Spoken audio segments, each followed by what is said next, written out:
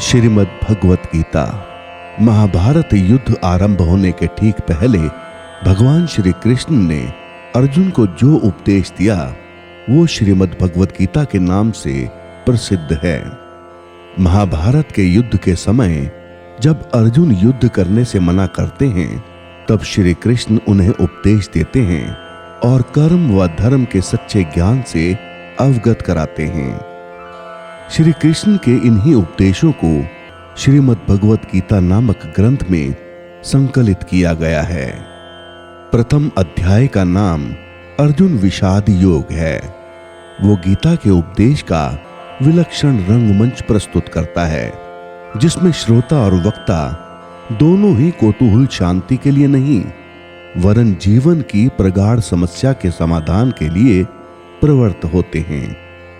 शौर्य और धैर्य, साहस और बल, इन चारों गुणों की प्रभूत मात्रा से अर्जुन का व्यक्तित्व बना था और इन चारों के ऊपर दो गुण और थे, एक क्षमा, दूसरी प्रज्ञा।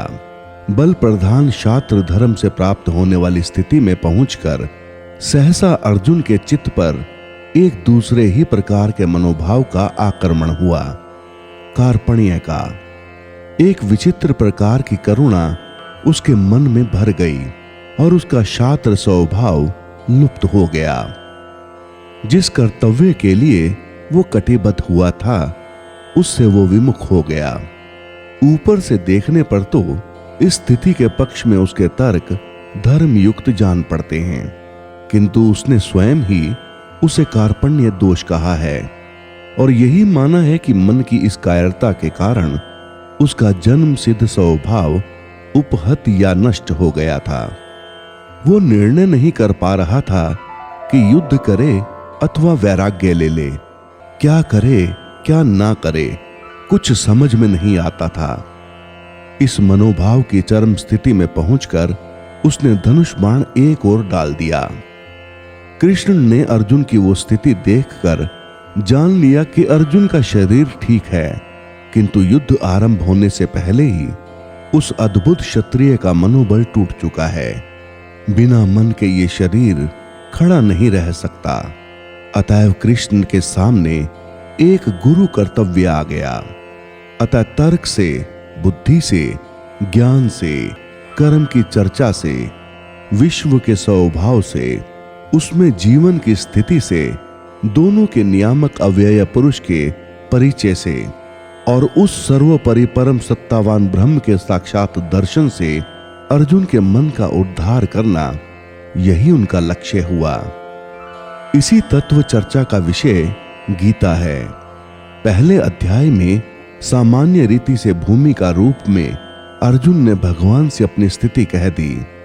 प्रथम अध्याय में दोनों सेनाओं का वर्णन किया जाता है। शंख बजाने के पश्चात अर्जुन सेना को देखने के लिए रथ को सेनाओं के मध्य ले जाने के लिए कृष्ण से कहते हैं। तब मोह युक्त हो अर्जुन कायरता तथा शोक युक्त वचन कहते हैं। दूसरे अध्याय का नाम सांख्य योग है। इसमें जीवन की दो प्राचीन सम्मानित परंपराओं का तर्कों द्वारा वर्णन आया है।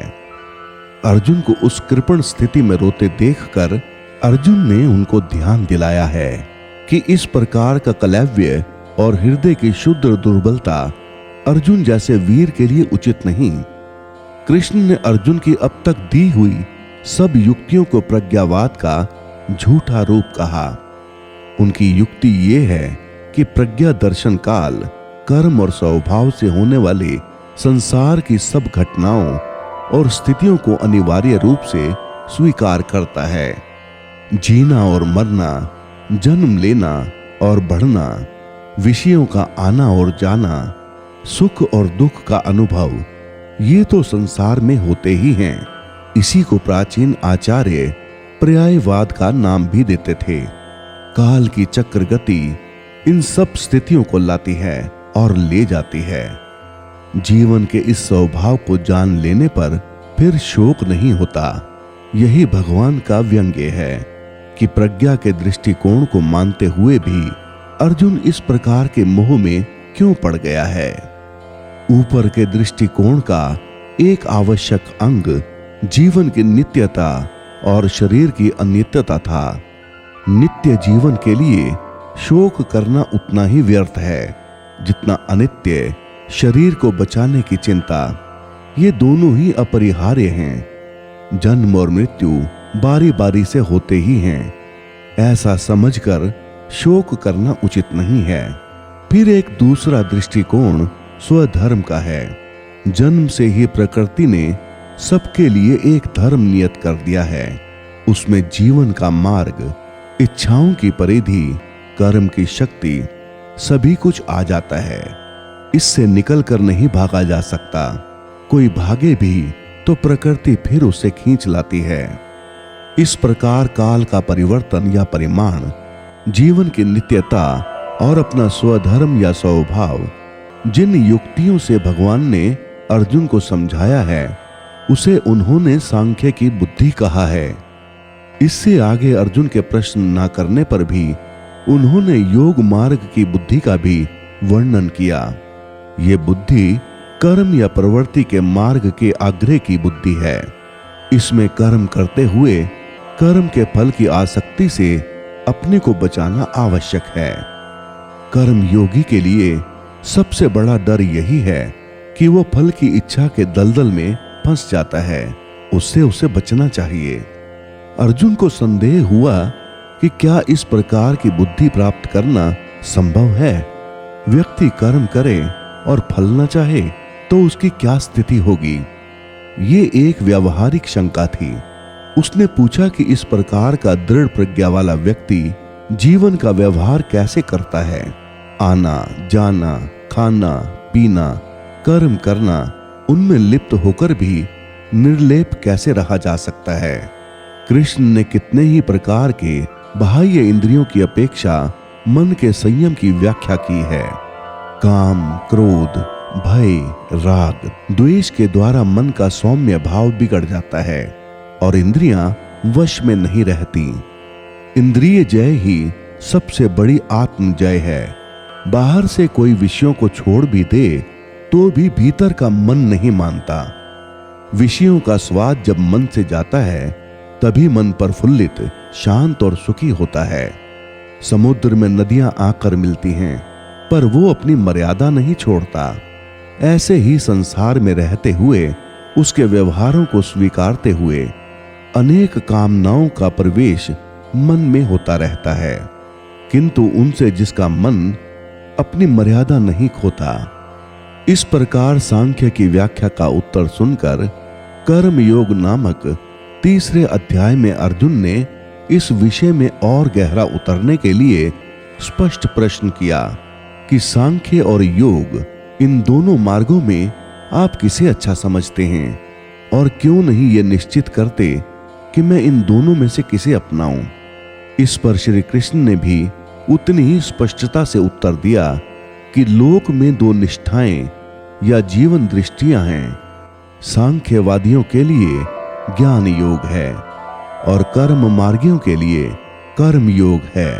यहां कोई व्यक्ति कर्म छोड़ ही नहीं सकता। प्रकृति तीनों गुणों के प्रभाव से व्यक्ति को कर्म करने के लिए बाध्य करती है। कर्म से बचने वालों के प्रति एक बड़ी शंका है, वो ये कि वे ऊपर से तो कर्म छोड़ बैठते हैं पर मन ही मन उसमें डूबे रहते हैं। ये स्थिति असहाय है और इसे कृष्ण ने गीता में मिथ्याचार कहा है। मन में कर्मेंद्रियों को रोककर कर्म करना ही सरल मानवीय मार्ग है। कृष्ण ने चुनौती के रूप में यहां तक कह दिया कि कर्म के बिना तो खाने के लिए अन्न भी नहीं मिल सकता। फिर कृष्ण ने कर्म के विधान को चक्र के रूप में उपस्थित किया। न केवल सामाजिक धरातल पर भिन्न व्यक्तियों के लिए कर्म चक्र औरों की तरह आपस में पिरोए हुए हैं, बल्कि पृथ्वी के मनुष्य और स्वर्ग के देवता दोनों का संबंध भी कर्म चक्र पर आश्रित है। प्रत्यक्ष है कि यहाँ मनुष्य कर्म करते हैं, कृषि करते हैं और दैवी शक्तियां वृष्टि का जल भेजती हैं। अन्न और पर्जन्य दोनों कर्म से उत्पन्न होते हैं। एक में मानवीय कर्म, दूसरे में दैवी कर्म। फिर कर्म के पक्ष में लोक संग्रह की युक्ति दी गई है, अर्थात कर्म के बिना समाज का ढांचा खड़ा नहीं रह सकता। जो लोक के नेता हैं, जनक जैसे ज्ञानी हैं, वे भी कर्म में प्रवृत्ति रखते हैं। कृष्ण ने स्वयं अपना ही दृष्टांत देकर कहा कि मैं नारायण का रूप हूं, मेरे लिए कुछ कर्म शेष नहीं है, फिर भी तंद्रा रहित होकर कर्म करता हूं और अन्य लोग मेरे मार्ग पर चलते हैं। अंतर इतना ही है कि जो मूर्ख हैं वे लिप्त होकर कर्म करते हैं, पर ज्ञानी असंग भाव से कर्म करता है। गीता में यही एक साभिप्राय शब्द बुद्धि भेद है, अर्थात जो साधारण समझ के लोग कर्म करने में लगे हैं, उन्हें उस मार्ग से उखाड़ना उचित नहीं, क्योंकि वे ज्ञानवादी बन नहीं सकते, और यदि उनका कर्म भी छूट गया तो वे दोनों ओर से भटक गए। चौथे अध्याय में, जिसका नाम ज्ञान कर्म संन्यास योग है, ये बताया गया है कि ज्ञान प्राप्त करके कर्म करते हुए भी कर्म संन्यास का फल किस उपाय से प्राप्त किया जा सकता है। यही गीता का वो प्रसिद्ध आश्वासन है कि जब जब धर्म की गलानी होती है, तब तब मनुष्यों के बीच भगवान का अवतार होता है, अर्थात भगवान की शक्ति विशेष रूप से मूर्त होती है। यहीं पर एक वाक्य विशेष ध्यान देने योग्य है। कर्म से सिद्धि, इससे बड़ा प्रभावशाली जय सूत्र गीता दर्शन में नहीं है, किंतु गीता तत्व इस सूत्र में इतना सुधार करता है कि वो कर्म असंग भाव से, अर्थात फलासक्ति से बचकर करना चाहिए। भगवान बताते हैं कि सबसे पहले मैंने ये ज्ञान भगवान सूर्य को दिया था, सूर्य के पश्चात गुरु परंपरा द्वारा आगे बढ़ा, किंतु अब ये लुप्त प्राय हो गया है। अब वही ज्ञान मैं तुम्हें बताने जा रहा हूं। अर्जुन कहते हैं कि आपका तो जन्म हाल ही में हुआ है, तो आपने ये सूर्य से कैसे कहा? तब श्री भगवान ने कहा कि तुम्हारे और मेरे अनेक जन्म हुए, लेकिन तुम्हें याद नहीं, पर मुझे याद है। श्री कृष्ण कहते हैं कि जब जब धर्म की हानि और अधर्म की वृद्धि होती है, तब तब मैं अपने स्वरूप की रचना करता हूं। साधुओं की रक्षा के लिए, दुष्कर्मियों का विनाश करने के लिए, धर्म की स्थापना के लिए मैं युग युग से मानव के रूप में अवतार लेता हूं। 5वें अध्याय कर्म संन्यास योग नामक में फिर वे ही युक्तियां और दृढ़ रूप में कही गई हैं। इसमें कर्म के साथ जो मन का संबंध है, उसके संस्कार पर या उसे विशुद्ध करने पर विशेष ध्यान दिलाया गया है। ये भी कहा गया है कि ऊंचे धरातल पर पहुंचकर सांख्य और योग में कोई भेद नहीं रह जाता है। किसी एक मार्ग पर ठीक प्रकार से चलें तो समान फल प्राप्त होता है। जीवन के जितने कर्म हैं, सबको समर्पण कर देने से व्यक्ति एकदम शांति के ध्रुव बिंदु पर पहुंच जाता है और जल में खिले कमल के समान कर्म रूपी जल में लिप्त नहीं होता। भगवान श्री कृष्ण इस अध्याय में कर्म योग और साधु पुरुष का वर्णन करते हैं तथा बताते हैं कि मैं सृष्टि के हर जीव में समान रूप से रहता हूं, अतः प्राणी को समदर्शी होना चाहिए। 6ठा अध्याय आत्म संयम योग है, जिसका विषय नाम से ही प्रकट है। जितने विषय हैं, उन सब में इंद्रियों का संयम यही कर्म और ज्ञान का निचोड़ है। सुख में और दुख में मन की समान स्थिति, इसे ही योग कहते हैं। 7वें अध्याय की संज्ञा ज्ञान विज्ञान योग है। ये प्राचीन भारतीय दर्शन की 2 परिभाषाएं हैं। उनमें भी विज्ञान शब्द वैदिक दृष्टि से बहुत ही महत्वपूर्ण था। सृष्टि के नानत्व का ज्ञान विज्ञान है और नानत्व से एकत्व की ओर प्रगति ज्ञान है। ये दोनों दृष्टियां मानव के लिए उचित हैं। इस प्रसंग में विज्ञान की दृष्टि से अपरा और परा प्रकृति के इन 2 रूपों की जो सुनिश्चित व्याख्या यहाँ गीता ने दी है, वो अवश्य ध्यान देने योग्य है। अपरा प्रकृति में 8 तत्व हैं, पंचभूत, मन, बुद्धि और अहंकार। जिस अंड से मानव का जन्म होता है उसमें ये 8 रहते हैं, किंतु ये प्रकृत सर्ग है, अर्थात ये जड़ है।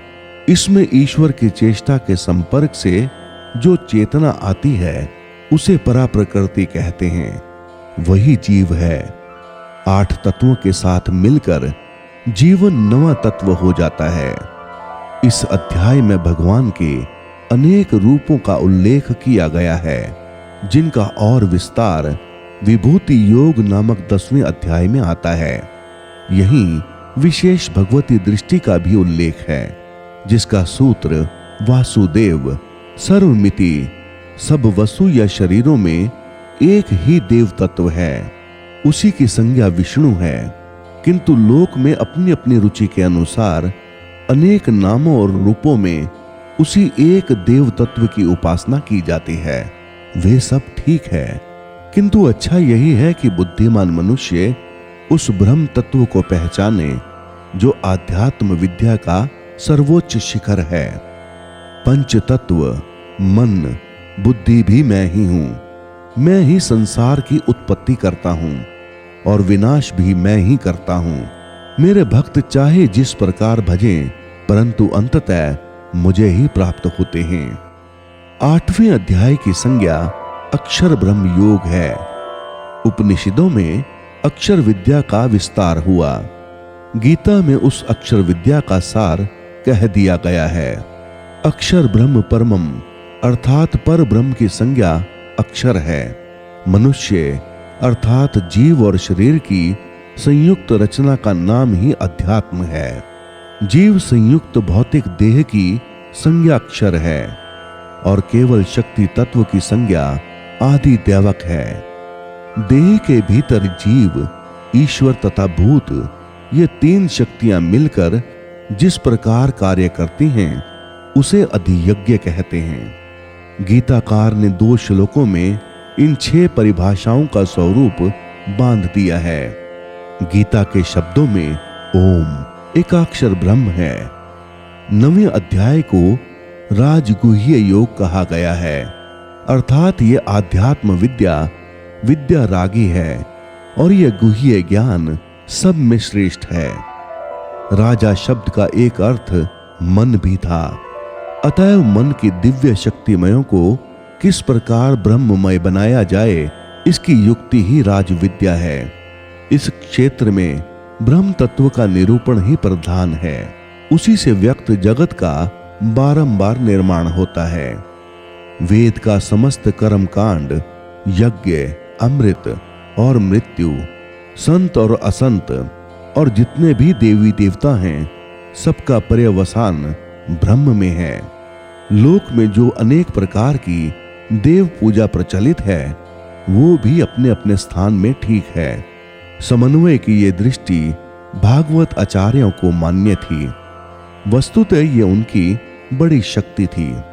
इसी दृष्टिकोण का विचार या व्याख्या 10वें अध्याय में पाई जाती है। 10वें अध्याय का नाम विभूति योग है। इसका सार ये है कि लोक में जितने देवता हैं, सब एक ही भगवान की विभूतियां हैं। मनुष्य के समस्त गुण और अवगुण भगवान की शक्ति के ही रूप हैं। कोई पीपल को पूज रहा है, कोई पहाड़ को, कोई नदी या समुद्र को, कोई उनमें रहने वाली मछली और कछुओं को। यूं कितने देवता हैं, इसका कोई अंत नहीं। विश्व के इतिहास में देवताओं की ये भरमार सर्वत्र पाई जाती है।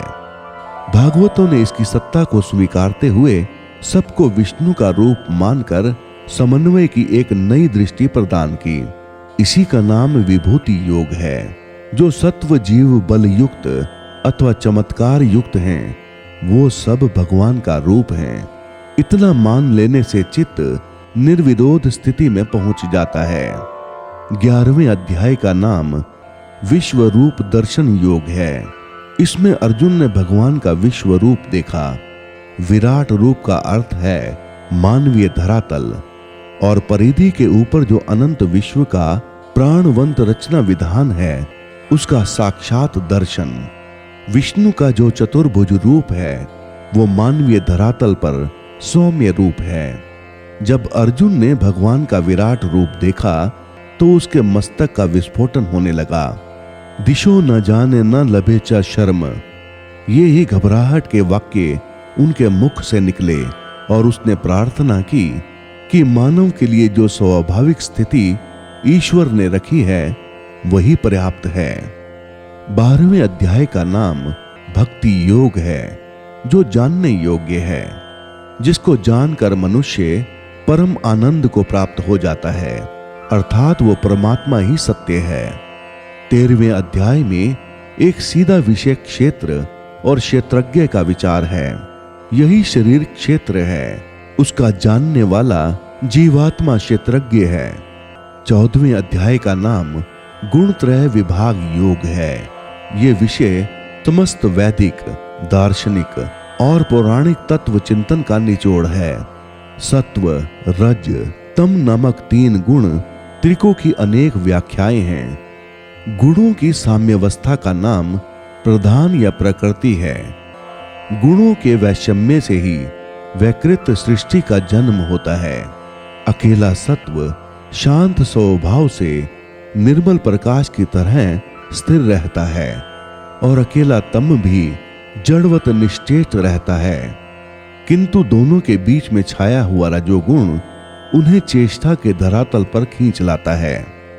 15वें अध्याय का नाम पुरुषोत्तम योग है। इसमें विश्व का अश्वत्थ के रूप में वर्णन किया गया है। ये अश्वत्थ रूपी संसार महान विस्तार वाला है। देश और काल में इसका कोई अंत नहीं है, किंतु इसका जो मूल या केंद्र है, जिसे उधर्व कहते हैं, वो ब्रह्म ही है। एक और वो परम तेज जो विश्व रूपी अश्वत्थ को जन्म देता है, सूर्य और चंद्र के रूप में प्रकट है। दूसरी ओर वही एक एक चैतन्य केंद्र में या प्राणी शरीर में आया हुआ है, जैसा गीता में स्पष्ट कहा है।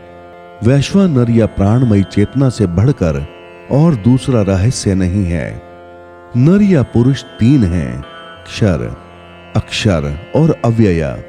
पंचभूतों का नाम क्षर है, प्राण का नाम अक्षर है और मनस्तत्व या चेतना की संज्ञा अव्यय है। इन्हीं 3 नरों की एकत्र स्थिति से मानवीय चेतना का जन्म होता है।